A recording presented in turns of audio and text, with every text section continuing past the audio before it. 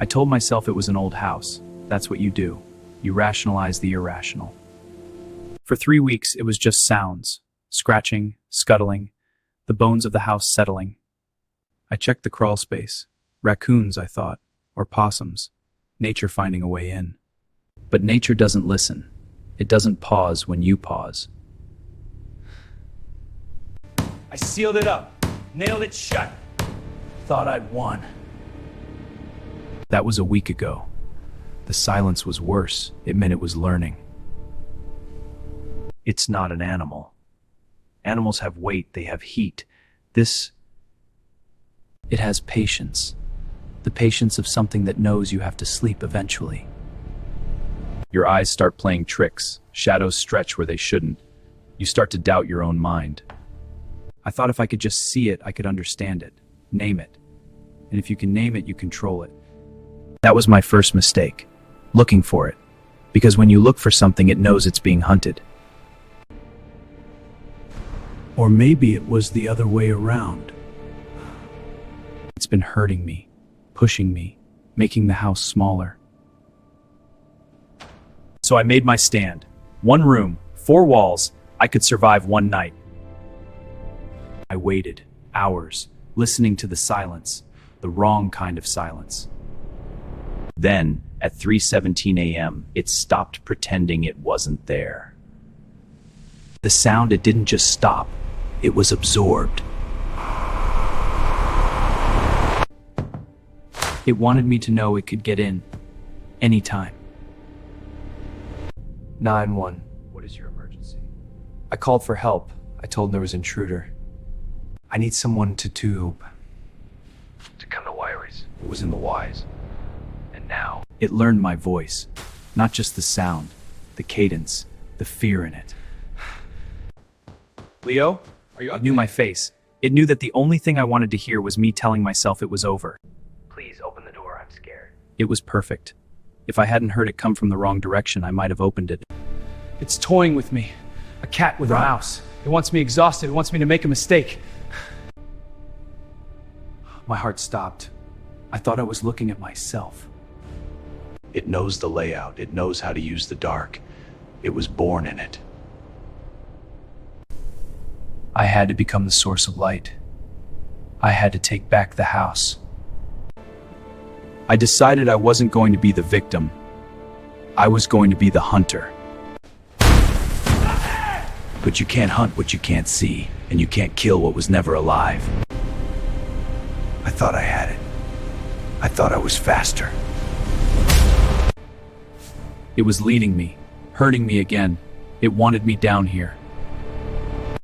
It was telling me I was wrong, that this was its house, its game. I ran, I admit it, all that bravado, gone.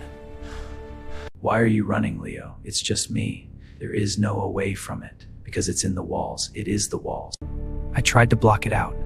If I couldn't hear it, it couldn't hurt me. I saw it then, not the thing, but what it was doing to me. It was making me a stranger in my own skin. I tried to break it, to break the illusion. For a moment, it was just me, just the glass. I thought I had won. It was laughing at me. It was always laughing. I was bleeding, I was tired, and it hadn't even touched me yet. I decided to fight fire with fire.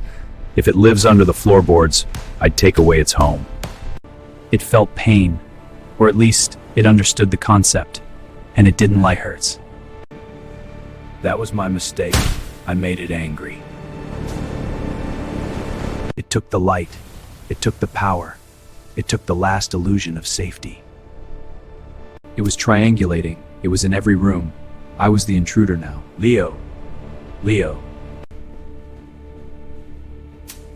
And then there was just the dark.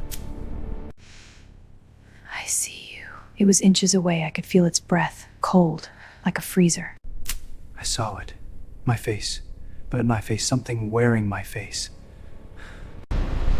It screamed with my voice, my terror. It was feeding on it. It wasn't under the floorboards, it never was. It was waiting for me to let it in. I had one chance, one move left. Fire, the oldest weapon, the only thing it might fear. It didn't need the floorboards, it was just playing. Now, it was done playing. It cornered me. It wanted to see the fear in my eyes one last time. Your voice is mine now. It wasn't just mimicking, it piece by Voice piece, sound by now. sound. If I was going to burn, I was taking this house, this thing with me. It feared it. Fire, light. It was the one thing it couldn't mimic. I became the flame. I became the thing it feared. The hunter, finally, the hunted. Please don't hurt me. It learned one more thing. Pity. It was trying to make me feel sorry for it. It almost worked. Almost. The house was going, and I was still inside. It was a trap. Its trap. It would rather burn than let me win. It was waiting to see if I would burn with it, to see if I was as monstrous as it was. I chose to live. I chose to be the one who got out. I made it. I was out. I thought it was over. The nightmare burned away with the house. But you can't burn a sound. You can't kill a voice. Leo, it's cold out here. Let me back in. It wasn't in the floorboards. It wasn't in the house. It was in my voice. And my voice was in the air. It took it. In the end, it took the one thing I needed to tell myself I was still human. They asked me questions. I couldn't answer. I didn't know what to say. How do you explain a monster that wears your voice? The doctors said there was no physical damage. They said it was psychosomatic. My mind refusing to let my speak. I thought if I could hear it just once, I could get it back. I could prove I was still in there. I tried to force it, to scream, but there was nothing, just silence. Still here. It wasn't my voice I had lost. It followed me. It was in the recording, in the machine. It wasn't bound to the house. I built a new life, a silent life. No phones, no radios, no recordings. I thought if it couldn't hear itself. For 6 months, there was nothing. I started to believe. I started to hope. I thought I had escaped. I thought the silence was my shield. But silence isn't a shield, it's an invitation. Because if you can't hear it, you'll never know when it's right behind you.